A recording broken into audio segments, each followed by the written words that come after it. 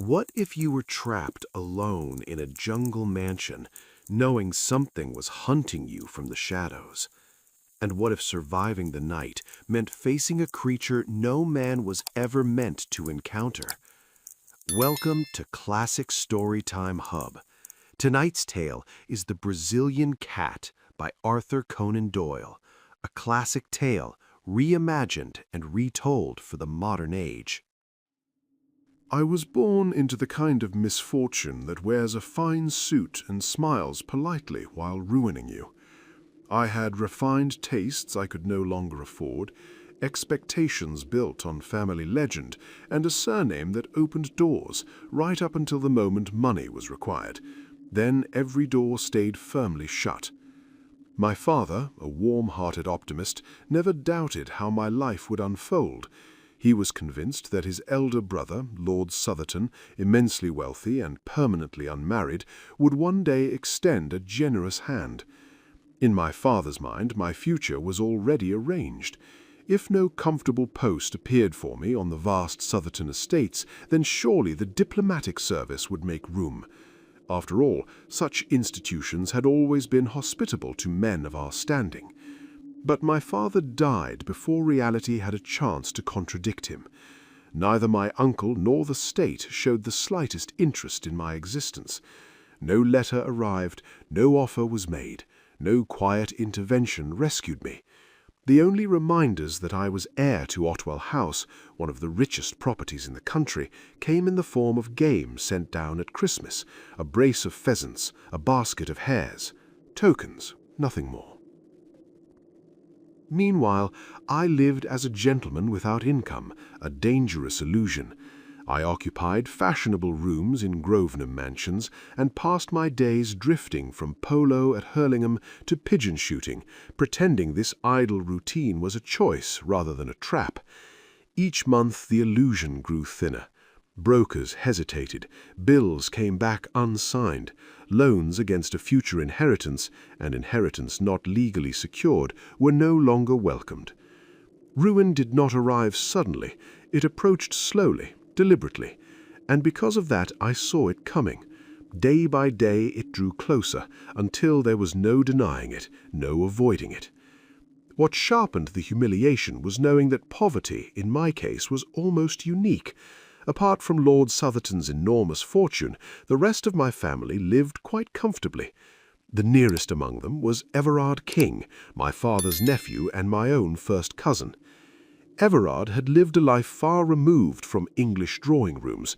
He had spent years in Brazil, roaming its interior, vanishing from polite society, returning at last with a fortune no one could quite explain. No one ever asked how he made his money. The results were explanation enough. Upon his return he purchased Greylands Court, a substantial estate near Clipton-on-the-Marsh in Suffolk, and settled into English life as though wealth had always been his natural condition. And it was towards this man, this cousin forged by the jungle rather than the club, that my desperate future was now drifting. For nearly a year after his return to England, Everard King ignored me as completely as my tight-fisted uncle ever had. Then, one summer morning, just as my situation was becoming truly desperate, a letter arrived that changed everything. He invited me to Greylands Court, that very day.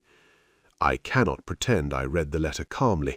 At the time I was far more familiar with threatening notices than social invitations, and I had begun to suspect that my next extended stay would be at the bankruptcy court. This sudden summons felt less like good fortune and more like divine intervention. If I could only make myself agreeable to this mysterious cousin, this man forged by foreign lands and unspoken adventures, then perhaps my collapse could still be delayed. For the sake of the family name alone, he could not allow me to fall into complete disgrace, or so I told myself. I ordered my valet to pack at once and left London that same evening, clinging to hope with the desperation of a drowning man.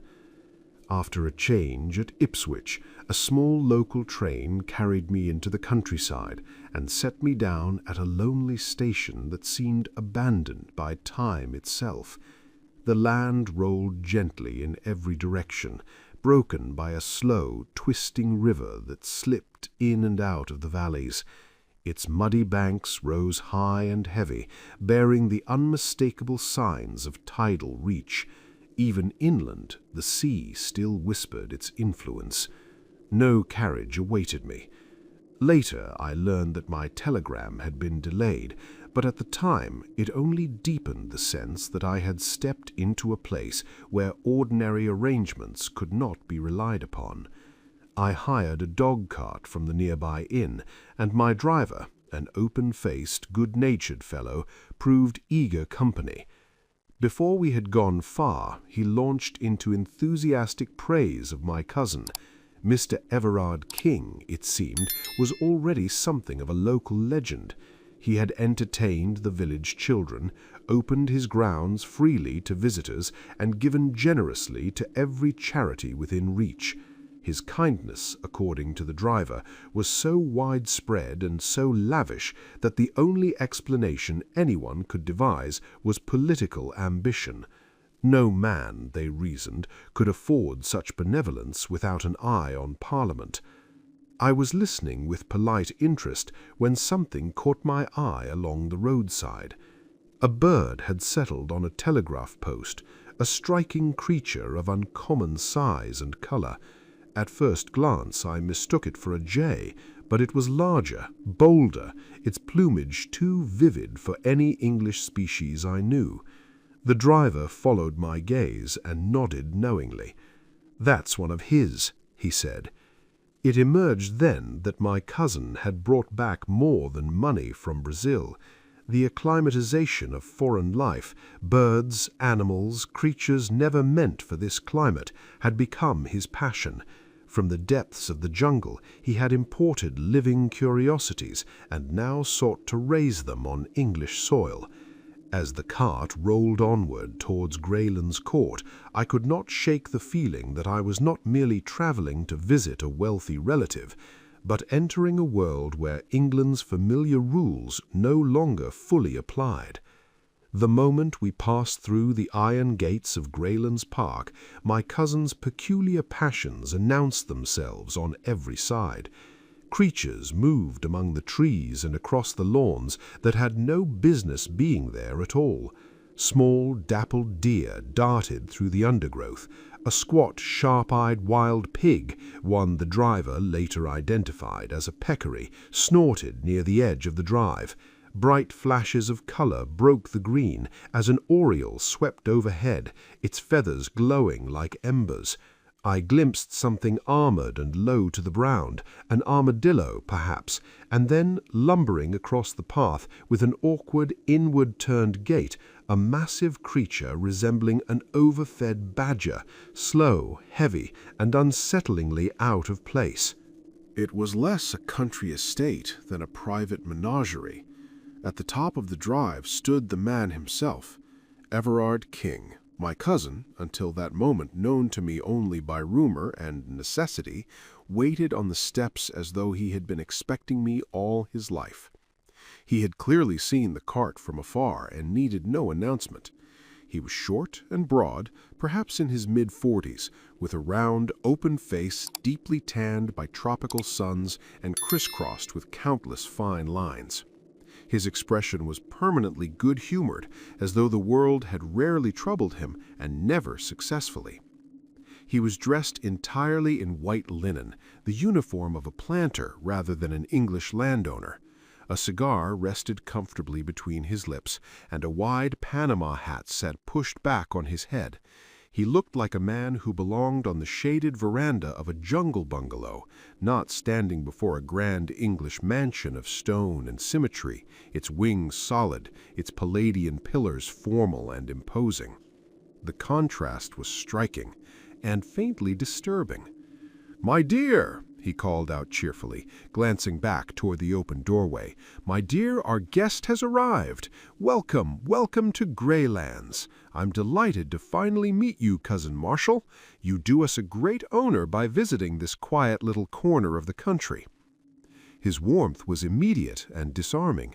Within seconds I found myself at ease, almost against my will. It took every ounce of his geniality, however, to counterbalance the reception offered by his wife. She emerged at his call, a tall, gaunt woman with sharp features and an air of restrained impatience. I understood later that she was of Brazilian origin, though her English was flawless. At the time, I excused her manner as cultural difference, a foreign reserve, perhaps ill-suited to English hospitality. But no such excuse survived closer acquaintance. She made no effort, then or afterward, to hide the fact that my presence at Greylands Court was an inconvenience at best. Her words were carefully polite, never openly discourteous, yet her dark eyes told a different story. They were remarkably expressive, and from the very first moment they met mine, they conveyed a single, unmistakable message. She wished me anywhere but there, preferably back in London, far away from Greylands, and far away from whatever secrets her husband had carried home from the jungle. But my situation left me no room for wounded pride. My debts were closing in, and whatever hopes I had placed in my wealthy cousin were far too important to be derailed by his wife's open hostility. I chose to ignore her chill entirely and matched Everard's warmth with enthusiasm of my own. To his credit, he spared no effort in making me feel at home. My room was spacious and tastefully appointed, overlooking grounds that felt more foreign than English. He repeatedly urged me to tell him if there was anything at all, that might increase my comfort. More than once the thought of suggesting a blank check rose unbidden to my lips, but I swallowed it. Such candor, I decided, would be unwise at this early stage. Dinner that evening was superb. Later, as we lingered over rich coffee and fine cigars, Havanas, he proudly explained, grown and prepared on his own plantation, I began to suspect that my driver's extravagant praise had not been exaggerated. Everard King appeared in every sense a generous and open-handed man. I had rarely encountered hospitality so effortless or so sincere. And yet, beneath that genial surface, there was iron. I discovered this the following morning. Mrs. King's dislike of me, which she had made little attempts to conceal, sharpened at breakfast into something bordering on rudeness. She spoke little, but every glance, every movement carried a pointed hostility. Her intention became unmistakable the moment her husband left the room. "The best train leaves at 12:15, she said calmly. "I had no intention of departing today," I replied, equally calm, though there may have been a trace of defiance in my voice. I was determined not to be bullied out of the house. She looked at me with thinly veiled contempt. "Oh, if the decision rests with you," she began, and stopped, allowing the rest to hang in the air. "I'm quite certain," I said, meeting her stare, "that Mr. Everard King would inform me if I had overstayed my welcome." "What's this?" came a sudden voice behind us. "What's going on here?" Everard King stood in the doorway. He had heard my last words. One glance on our faces told him everything he needed to know. The transformation was instant. The round, cheerful features I had come to associate with easy laughter hardened with shocking speed. In a heartbeat, the good-natured host vanished, and in his place appeared a man capable of absolute ferocity. "Marshall, would you be so kind as to step outside with me?" he said evenly. "For the sake of clarity, my full name is Marshall King." He shut the door behind us. For a brief moment I caught the muffled sound of his voice, low, restrained, and charged with barely contained fury, as he addressed his wife. Whatever had passed between us had struck directly at his sense of honor. Hospitality to him was not a courtesy, it was a principle. I had no wish to overhear more. I walked out onto the lawn and waited. Moments later, quick steps approached from behind.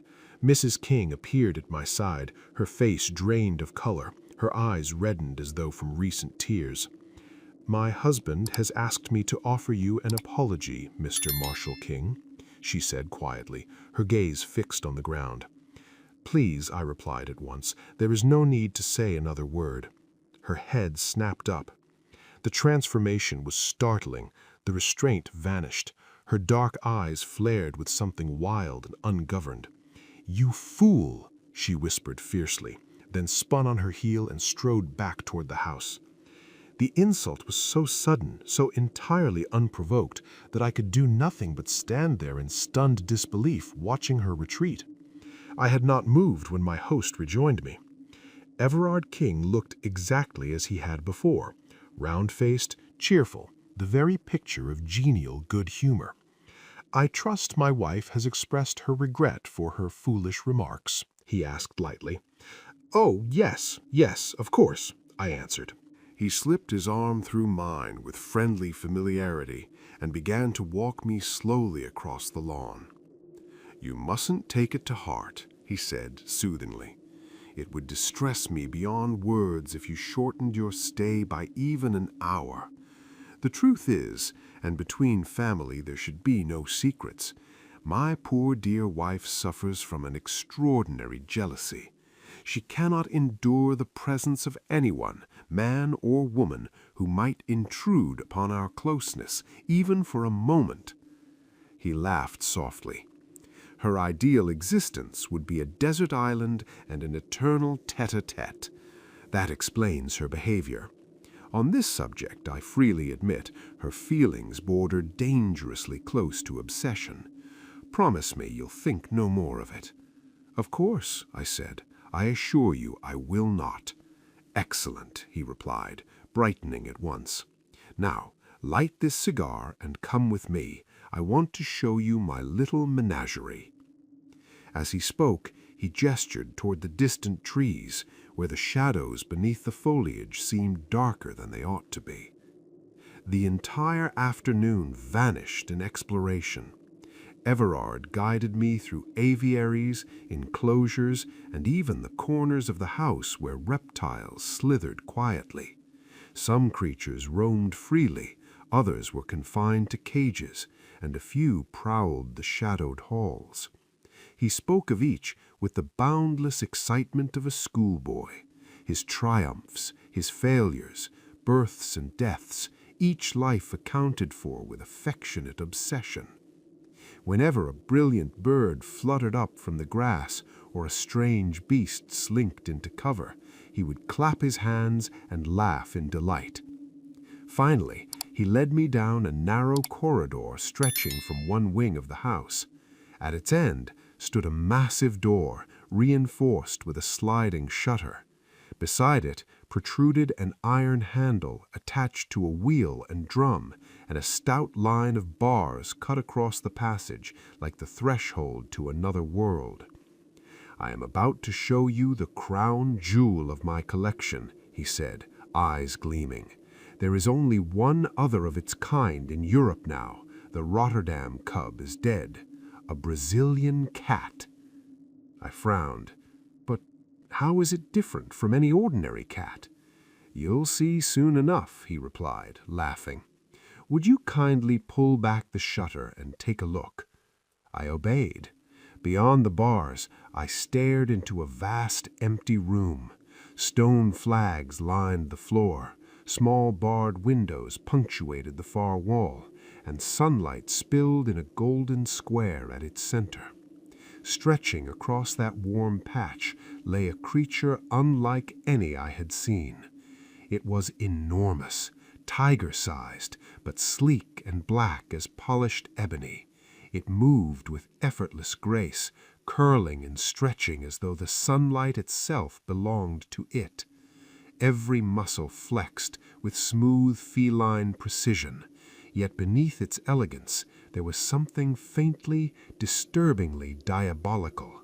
I could not tear my eyes away. "Isn't he splendid?" my host exclaimed, nearly vibrating with enthusiasm.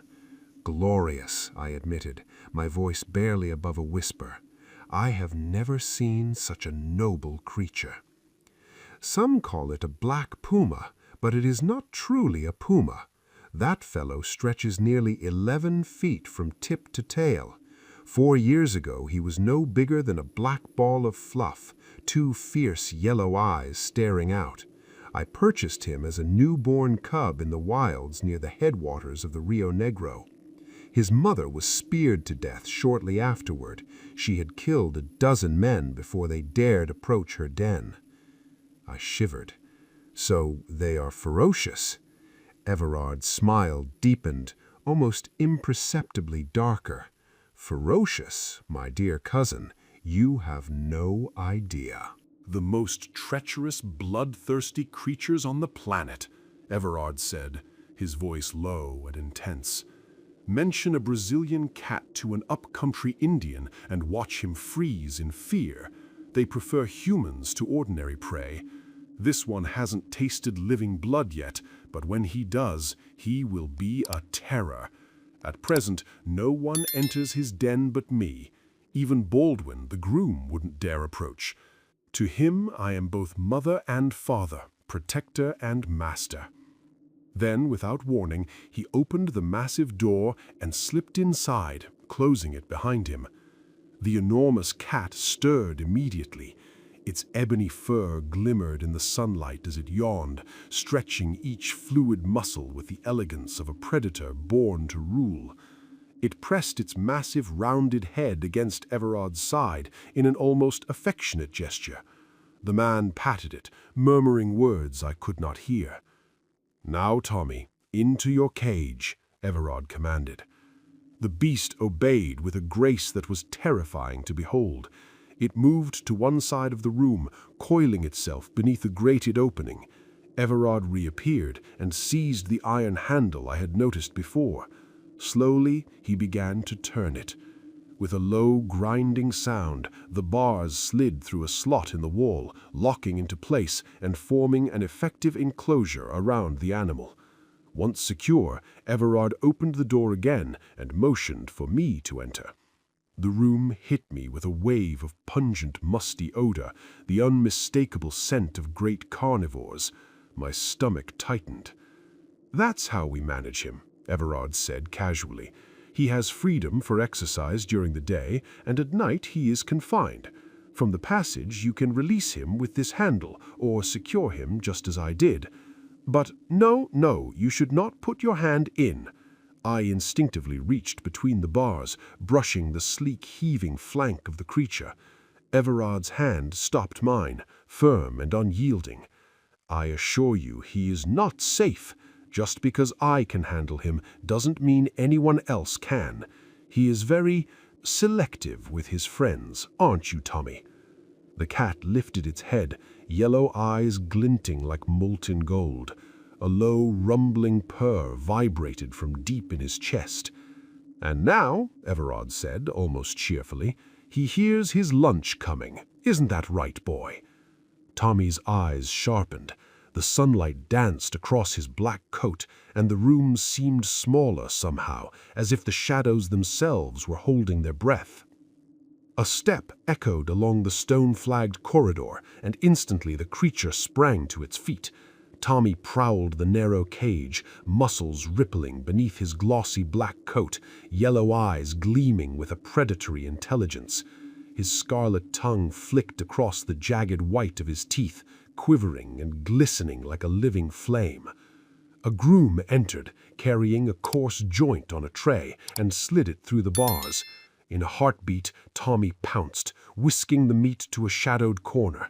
There he tore at it with brutal precision, claws gripping, jaws wrenching. Every so often he lifted his bloodied muzzle, fixing us with a gaze that was at once malignant and mesmerizing. "You cannot wonder why I am fond of him, can you?" my host said casually as we left the room, "especially when you consider that I raised him myself. Bringing him from the heart of South America was no small feat, but here he is, safe, sound, and, as I've said, the finest specimen in Europe. The people at the zoo are desperate to acquire him, but I simply cannot part with him. Now, I think I've subjected you to my hobby long enough. Let us take a leaf out of Tommy's book and go to lunch." For the first moments, I could hardly credit that my South American cousin possessed any interests beyond his strange grounds and exotic inhabitants. Yet soon I realized he had pressing matters of his own. Telegrams arrived constantly, sometimes 3, 4, even 7 or 8 in a single day, always opened with a mix of eager anticipation and intense anxiety etched across his round, cheerful face. I guessed at their content: turf, the stock exchange, some urgent business far from the Suffolk Downs. Whatever it was serious. The 6 days of my visit passed almost too quickly. By the end of them, I had come to regard my cousin with the warmest familiarity. Every evening we lingered long into the night in the billiard room, where he spun extraordinary tales of his adventures in America, reckless, daring exploits that seemed almost impossible to reconcile with the small, chubby, brown-faced man before me. Yet the more he spoke, the more vivid and tangible those adventures became, until I found myself enthralled, as if transported into the very heart of the jungle alongside him. In return, I shared fragments of my own London life, tales of the city's chaos, its theaters, its clubs, and the dizzying whirl of society. Everard listened with rapt attention, laughing and shaking his head in amazement. By the end, he had promised he would visit Grosvenor Mansions himself, eager to witness the faster, wilder side of city life. Judging by my knowledge of the streets, I was confident he could not have chosen a more competent guide. It was not until the final day of my visit that I dared to bring up the matter that weighed heaviest on my mind. I spoke openly of my financial troubles, my looming ruin, and my desperate hope for guidance, though I dared to hope for more tangible assistance. Everard listened carefully, puffing thoughtfully at his cigar, eyes thoughtful beneath his bushy brows. "But surely," he said at last, "you are the heir to our relative, Lord Southerton." "I have every reason to believe so," I replied, "but he has never extended the slightest allowance." "Ah, yes, I've heard of his stinginess," Everard said, shaking his head. "My poor Marshal, your position has been arduous, to say the least. By the way, have you heard any recent news of Lord Southerton's health?" "He has been in delicate health for as long as I can remember." "Exactly, a creaking hinge if ever there was one. Your inheritance may be a very distant prospect. Dear me, how awkwardly you are placed." I hesitated, then ventured, "I had hoped, sir, that, knowing all the circumstances, you might be inclined to advance—" "Don't say another word, my dear boy." His voice was warm, almost jubilant. "We shall discuss it tonight. I give you my word. Whatever is within my power shall be done." I felt a measure of relief, though I was not sorry that my visit was drawing to a close. Mrs. King's sallow, forbidding presence had grown increasingly intolerable. Though she no longer dared to be actively rude, her husband's presence kept her in check. Her insane jealousy reached new heights in its silent cruelty. She ignored me at every turn, avoided all conversation, and made my stay as uncomfortable as she possibly could. On that final day, her cold, disdainful eyes followed me wherever I went, her indifference sharp enough to pierce the air. Had it not been for that final meeting with Everard in the evening, I would have gladly departed long before, unwilling to endure the oppressive tension she radiated. That conversation, however, promised a glimmer of hope, a potential restoration of my shattered fortunes, and gave me reason to stay until the very end. It was very late when it happened. My cousin, who had spent the entire day fielding a constant stream of telegrams, retired to his study after dinner, only emerging once the household had long since gone to bed. I could hear him move about the house, locking doors in his usual methodical way, the echoes of the keys sounding louder against the stillness of the night. Finally, he joined me in the billiard room. Wrapped in a loose dressing gown, his stout frame filling the armchair, he wore a pair of red Turkish slippers, flat and soft, oddly incongruous with his solid bulk. He poured himself a drink, a grog, in which the whiskey seemed to far outweigh the water, and settled back with a sigh of contentment. "My word," he exclaimed, "what a night!" Indeed it was. The wind screamed around the house, rattling the latticed windows with such force that it sounded as if they might give way.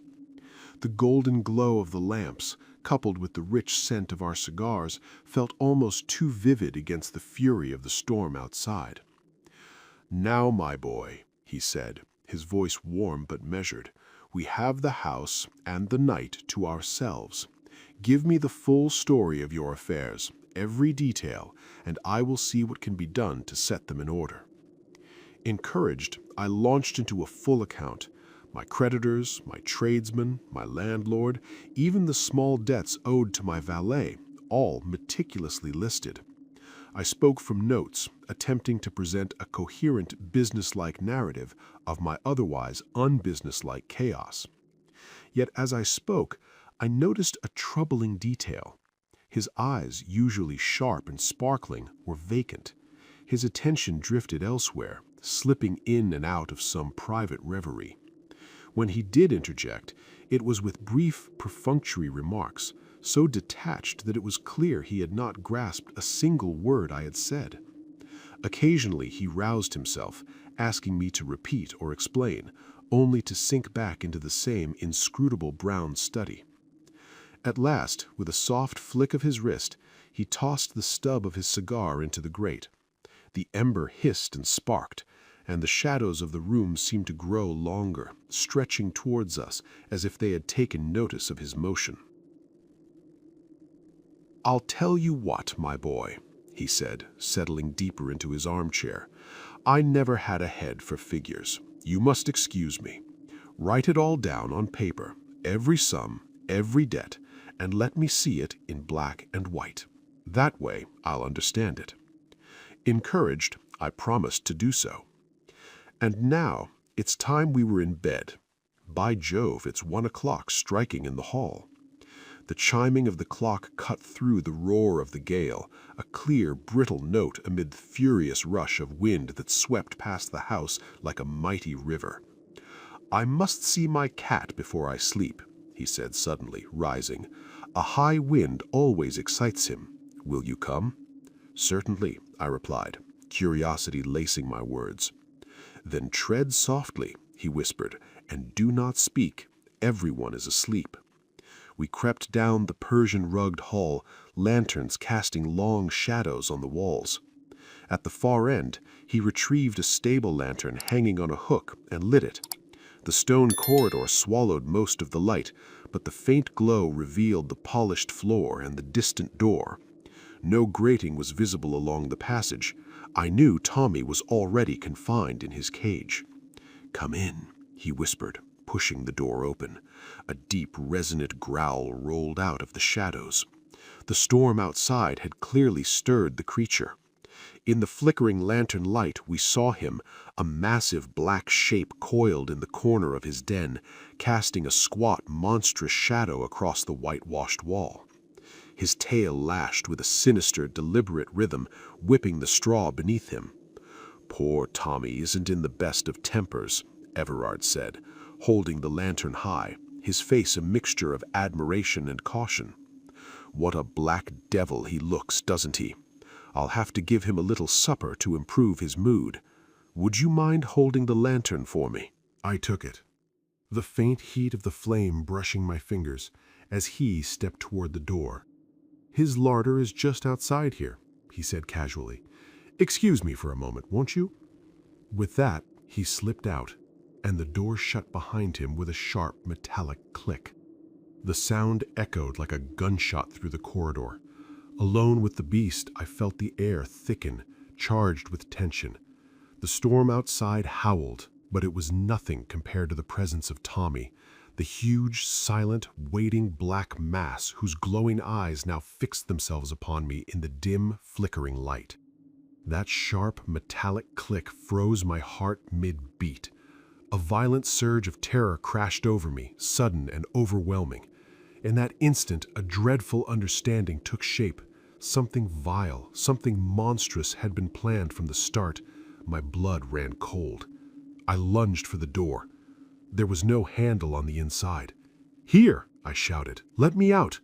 All right, don't make such a noise," came my host's voice from the corridor. "You've got the light, haven't you?" "Yes, but I won't stay locked in here alone." "Won't you?" His laughter followed, deep, hearty, and sickening. "You won't be alone for very long." "Let me out, sir," I shouted, my fear hardening into fury. "I don't tolerate practical jokes of this kind." "Practical is exactly the word," he replied with another hateful chuckle. Then, through the shriek of the storm, I heard it. The slow creak of the winch handle, the whining grind of iron in motion, the rattle of the grating sliding through the slot. Great God, he was releasing the Brazilian cat. In the flickering lantern light, I saw the bars creeping open before my eyes. At the far end, a gap already yawned, no more than a foot wide, yet wide enough to promise death. I screamed and hurled myself forward, clutching the final bar with both hands. I pulled with the strength of madness, because madness had seized me. I was mad, mad with terror and rage. For a moment, perhaps a minute, I held it fast. I knew he was straining with all his weight at the handle. I felt it in the trembling iron. The leverage was against me. Slowly, mercilessly, I was forced back. Inch by inch, my boots slid across the stone floor. I begged, I prayed, I pleaded with him as one man pleads for his life. I reminded him of our kinship. I swore I had never wronged him. I cried out that I was his guest beneath his roof. He answered me only with renewed tugs on the handle, each brutal jerk dragging another bar through the opening. Clinging, clawing, bleeding, I was hauled along the entire face of the cage. My wrists burned, my fingers split and tore against the iron. At last, shattered by pain and despair, I released my grip. The grating snapped back with a clang. An instant later, I heard the soft shuffle of his Turkish slippers retreating down the passage, then the slam of a distant door. Silence followed. A silence so complete, so dreadful, that it seemed to smother the storm itself. And I was no longer alone. The creature had not moved an inch. It lay coiled in the corner, tail still, eyes fixed.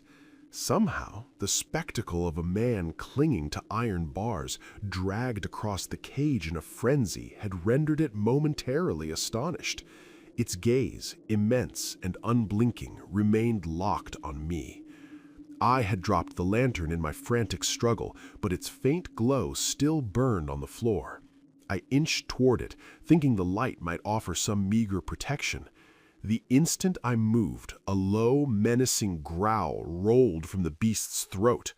I froze, every muscle trembling with fear. 10 feet away, or perhaps less, it waited.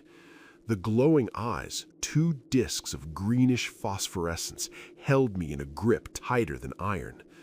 I could not tear my gaze away. The lights pulsed strangely, flickering in intensity as if alive. Sometimes they shrank to tiny sparks, pinpoints of unbearable brilliance. Then they would swell, expanding until the corner itself seemed illuminated by their shifting, sinister glow. And then, suddenly, they vanished. The beast had closed its eyes. Whether it was the old superstition of dominance through the human gaze or simply drowsiness, I could not say. But it lay there, sleek and black, head resting upon colossal forepaws, utterly still. It was not attacking, not yet, but its potential for violence was unmistakable. I dared not move, fearing a single sound or step might awaken its latent fury. Yet now, for the first time since the bars had clanged shut, my mind began to work again. Here I was, trapped in a stone corridor, the storm howling outside, imprisoned for the night with a creature as savage as its cunning master. The door offered no escape, the narrow barred windows impenetrable. How was I to survive until dawn? Every instinct in my body screamed at me to find a way. Every whispered memory of Everard King's cruel amusement, every word of the plausible villain who had orchestrated this trap pressed down upon me, and all the while the cat, silent, monstrous, and impossibly still, watched. The night had only just begun. There was no shelter in the bare stone-flagged room. Crying out for help would have been ridiculous. This den was an outhouse, and the corridor connecting it to the house stretched at least 100 feet. Even if I screamed, the gale outside would swallow every sound. I had only my own courage and my wits. A fresh wave of horror struck as my eyes fell upon the lantern. The candle was guttering low, its flame flickering weakly. In 10 minutes, it would be gone. 10 minutes, that was all I had to act, to save myself from the darkness and the creature that lay waiting. The very thought of being left in the dark with it paralyzed me. Desperation made me survey the chamber like a man in a nightmare. Then my gaze fell upon a single spot, an iron canopy above the crouching figure. The cage had a top as well as a front.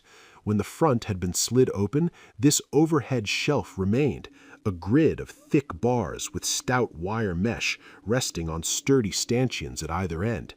The space between it and the ceiling was only 2 or 3 feet. If I could reach it, if I could squeeze myself between bars and roof, I would be shielded from almost every direction. From below, from behind, from either side, I would be safe. Only the open face of the canopy remained vulnerable. Yet even that was preferable to standing in the open, where the beast could pounce freely.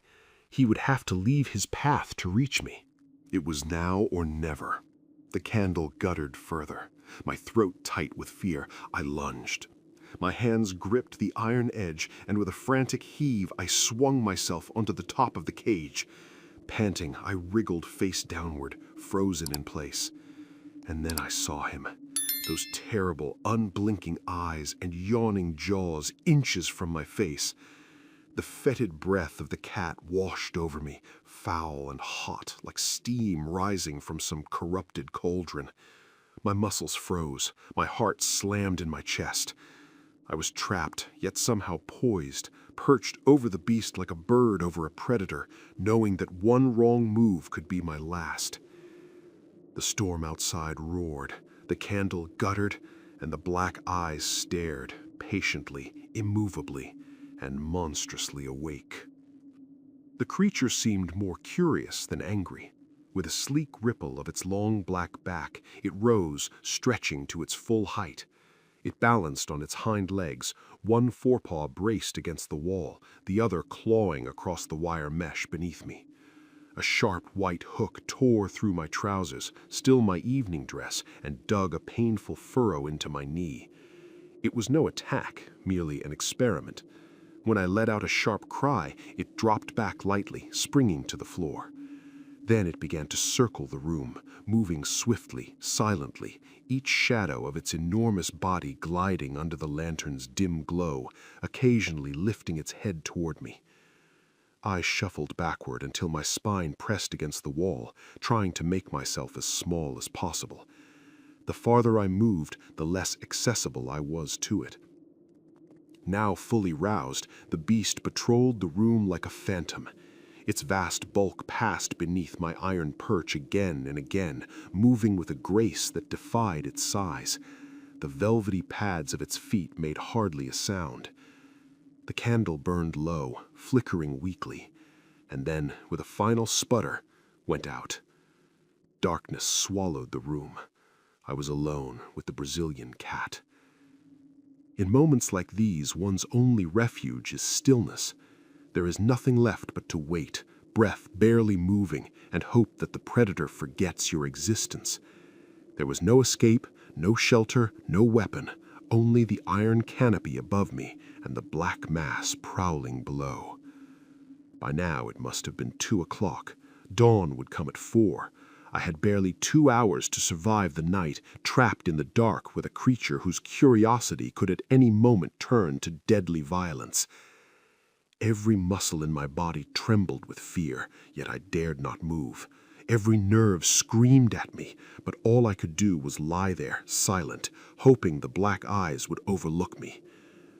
The storm outside howled, the house groaned, and in the darkness the Brazilian cat circled, patient, silent, and monstrously awake.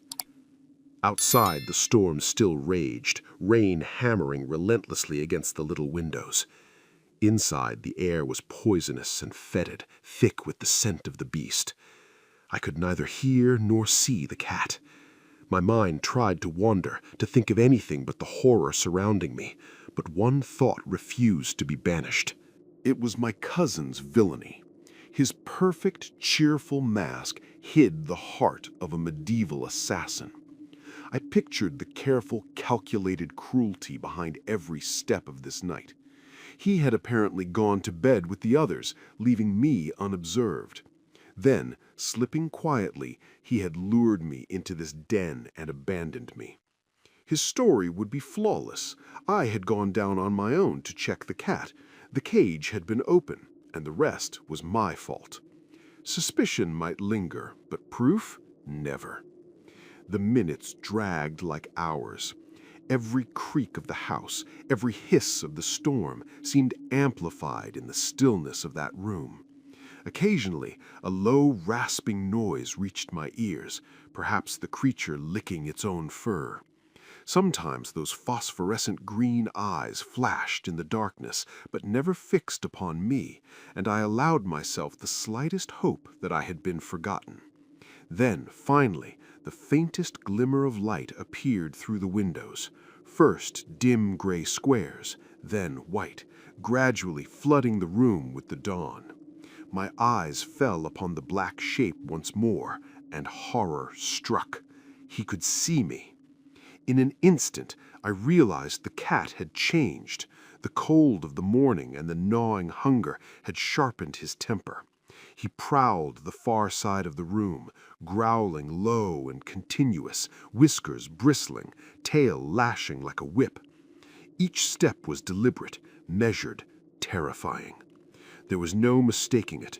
The creature was awake, aware, and more dangerous than ever. My refuge above the cage was my only shield, yet even there, every nerve in my body screamed that I was perilously close to death. The storm outside, the cat below, and the 2 remaining hours until daylight, they were a gauntlet I had to survive, heart pounding, mind racing, and body frozen in fear. As it rounded the corners, those savage eyes never left me, glinting upward with pure, deadly intent. I realized with a chill that it meant to kill, and yet, even then, I couldn't help admiring it. The sinuous grace of the devilish creature, the ripple of its sleek black flanks, the vivid scarlet of its glistening tongue hanging from that jet-black muzzle. It was almost hypnotic. All the while, that deep, menacing growl swelled in an unbroken crescendo. The moment of crisis had arrived. It was a miserable hour to meet such a fate, cold, comfortless, shivering in evening dress atop this iron grid of torment. I tried to steady myself, to rise above the terror, and yet a clear, desperate thought struck me. There must be a way out. One possibility stood out. If I could just get that front of the cage back in place, I would have a solid refuge. Could I pull it back? My body trembled at the mere idea, for movement might summon the creature upon me. Slowly, agonizingly, I stretched my hand forward. It brushed the edge of the front bar, the very last protrusion through the wall. To my astonishment, it moved easily at my jerk. Inch by inch, I drew it closer, heart hammering. 3 inches, 5, and then the cat sprang. So fast, so sudden that I never saw it happen. I only heard the savage snarl, and in an instant, those blazing yellow eyes, the flattened black head, and the flashing teeth were right there. The impact shook the bars beneath me as though they might collapse. Its claws raked the wire mesh, seeking purchase, and the fetid breath of the beast washed over me. I froze, every nerve strung taut, every muscle coiled. I was inches from death, lying exposed, yet somehow alive in the eye of this nightmare, every second stretching into an eternity. The leap had been miscalculated. The beast could not hold its strike. With a low, feral growl, it swayed backward, claws raking the bars, and crashed heavily onto the stone floor. Its yellow eyes gleamed, fixating on me, muscles coiled, ready for the next bound. I knew these next moments would decide whether I lived or died. The creature had learned from its error. It would not miss again. I had to act, and I had to act now. Instinct took over. I tore off my dress coat and flung it over the cat's head, shrouding it in a sudden, chaotic darkness. At the same time, I dropped from my perch, seizing the edge of the front grating, and yanked with every ounce of strength. The bars moved far easier than I had imagined. Heart pounding, I raced across the room, dragging the cage front with me. But fate, it seemed, had a cruel sense of timing. I emerged on the outer side of the opening. If only it had been the other way, I might have escaped unscathed. Instead, that pause, barely a heartbeat, was enough. The cat shook free from the coat, leapt, and I hurled myself through the gap, slamming the bars into place behind me. Pain exploded in my leg. One paw, vast and powerful, had shredded my calf as if it were nothing but soft shavings beneath a plane. I crumpled among the foul straw, bloodied and weak, yet alive. Between me and the beast stretched the steel bars of my fragile salvation. It pressed against them, black chest braced, claws angling toward me as a kitten might paw at a mouse. Its jaws snapped just short of my reach. Though I could hardly move, and fear barely registered amid the haze of pain and shock, I watched it with a strange, numbing detachment. The wound had stolen my sense of self. I was no longer the prey, but a fascinated observer, witnessing a deadly, graceful predator testing the limits of its confinement. Every movement of that colossal Brazilian cat was hypnotic and terrifying. I was alive, yet utterly at its mercy, and the cruel calculus of survival had only just begun. Slowly, mercifully, my thoughts unraveled and slipped into a haze of broken dreams. Again and again that black face returned, those glowing eyes, that slick red tongue, until even terror lost its edge. At last I sank into delirium, into that strange, merciful nothingness granted to those who have suffered beyond endurance. When I later pieced the events together, I realized I must have been unconscious for nearly 2 hours. What dragged me back from that void was the sound I knew too well, the sharp, metallic click that had marked the beginning of my nightmare. The lock, the door. Before my senses fully returned, I became dimly aware of a face leaning toward me through the open doorway. My cousin's face, round, smiling, benevolent, bathed now in the cold, innocent light of early morning. What he saw stopped him short. The great black cat crouched on the floor, tense and alert. I lay on my back inside the cage, stripped to my shirt sleeves, my clothes shredded, blood pooled darkly around my body. He stared, looked again. The surprise on his face was unmistakable. Then, slowly, carefully, he closed the door behind him and stepped closer, peering through the bars to be certain that I was truly dead. What followed is blurred in my memory. My mind was swimming, incapable of grasping events clearly. I only recall that his face turned away from me, toward the animal. "Good old Tommy," he said warmly. "Good old Tommy." He stepped closer to the bars, his back still to me. "Down, you stupid brute!" he shouted. "Down, sir! Don't you know your master?" And then, even through the fog in my brain, I remembered his own words. "Once the cat tastes living blood, it becomes a fiend." My blood had been the first, but he would pay the price. "Get back!" he screamed. "Get back, you devil! Baldwin! Baldwin! Oh, my God!" Then I heard him fall, rise and fall again, each sound tearing through the room like sacking ripping under a storm. His screams echoed, fading slowly into the menacing snarl of the beast. And then, what I saw next belonged to a nightmare. I glimpsed a tattered, blood-soaked figure staggering wildly, blindly across the room. That fleeting, horrifying vision was the last memory I retained before darkness claimed me once more. I spent months that stretched like years, nursing wounds both physical and mental. Truthfully, I cannot say I ever fully recovered. To this day, I carry a stick as a grim reminder of that night with the Brazilian cat. The servants, Baldwin and the others, were as bewildered as I when they arrived, drawn by the horrific cries of their master. Behind the bars they found me, barely alive, and the remnants of what had once been my cousin, locked in the lethal grip of the creature he had so carefully nurtured. Only the scorching heat of irons and a final shot through the loophole of the cage managed to end the monster's reign before they could fully rescue me. I was carried, broken and delirious, to my bedroom, a fragile shadow between life and death under the roof of the man who had plotted my doom. Surgeons came from Clipton, nurses from London, and slowly, agonizingly, I regained enough strength to be transported back to Grosvenor Mansions. One memory of those dark weeks remains carved into my mind, so vivid that it could not have been mere delirium.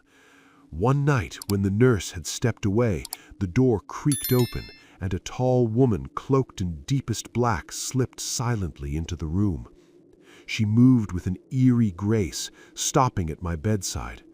Under the faint glow of the nightlight, I recognized her, the Brazilian wife of my late cousin. Her eyes, dark and intent, met mine. There was a gentleness there I had never seen before, a quiet humanity that contrasted with the horrors I had endured. "Are you conscious?" she asked softly. I nodded feebly, too weak to speak, yet alive and aware more than ever that the nightmare was over and the reckoning had been dealt. "Well," she said, her voice low and trembling, "I only wish to tell you this. You have yourself to blame. Did I not do everything I could for you? From the start, I tried to drive you from that house. By every means I dared, short of betraying my husband, I tried to protect you. I knew what he intended. I knew he would never let you escape. No one knew him as I did, having suffered under him so often. I dared not tell you everything. I feared he would have killed me. Yet I did my best for you." Her eyes softened for the first time, and a strange, weary smile touched her lips. "As things have turned out, you have been the truest friend I ever had. You have set me free. I once thought only death could do that. I am sorry if you are hurt, but I cannot reproach myself. I told you that you were a fool, and a fool you have indeed been." Then she moved like a shadow, slipping out of the room silently. That bitter, singular woman, my deliverer, my judge, my unseen ally, vanished from my life forever. With what remained of her late husband's estate, she returned to her homeland, and I later learned that she had taken the veil at Pernambuco, embracing a life of seclusion and devotion. It was only after some time back in London that the doctors finally pronounced me well enough to resume business. Normally, that might have been a relief, but not for me. The thought of creditors swarming back into my life was unbearable. Summers, my faithful lawyer, was the first to seize the moment. "I am very glad to see your lordship so much better," he said, bowing slightly. "I have been waiting a long time to offer my congratulations." "What do you mean, Summers? This is no time for jesting," I said, bewildered. "I mean exactly what I say," he replied gravely. "You have in fact been Lord Sotherton for the past 6 weeks. We feared that learning of it sooner might have hindered your recovery." Lord Sotherton, the wealthiest peer in England? The name itself struck me with disbelief. And then, piece by piece, I put it together. The timing, the injuries, the convalescence, it all matched. "So, Lord Sotherton must have died around the same time I was hurt," I whispered, scarcely daring to believe it. Yes, fate, cruel and capricious, had waited while I survived a night of terror and near death.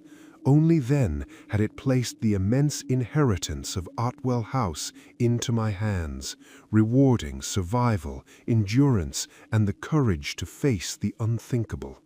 I was no longer penniless, no longer helpless. I was a man reborn, not just in body, but in fortune and destiny. "His death occurred on that very day," I said, watching Summers closely. The lawyer's sharp eyes lingered on me, and I felt certain he was far too shrewd not to have guessed the truth behind my story. He paused, as though expecting me to reveal the tangled secrets of my family, but what good could come of confessing such a scandal? "Yes," he said finally, with a faint, knowing smile. "A most curious coincidence. Of course you are aware that your cousin Everard King was next in line for the estates. Now, had it been you, rather than him, who had fallen victim to that tiger or whatever it was, then you would have been Lord Sotherton all along." "No doubt," I replied, my voice steady, though my mind flashed back to the night of terror. "And he took an unusual interest in you," Summers continued. "I happen to know that the late Lord Sotherton's valet was in Everard King's pay. He received telegrams every few hours about your condition. That would have been during the very time you were at Greylands. Strange, don't you think, that he would be so well informed, knowing he wasn't the direct heir?" "Very strange indeed," I said, letting a cold shiver run down my spine at the thought of my cousin's dark calculations. Then, with a steadiness I had not felt in months, I added, "And now, Summers, if you will bring me my bills and a new checkbook, we shall begin to put things in order." At last, after terror, deception, and near death, the world of London and fortune awaited me. Fate had been cruel, but it had not been unkind, and the inheritance of Lord Sotherton was mine to claim. And thus the story ended. If you liked this journey into the worlds of classic literature, do not forget to support us by subscribing so we can tell you more. And hey, if there's a classic tale you'd love to hear told in this suspenseful style, drop its name in the comments below. Your suggestion might be our next chilling adventure.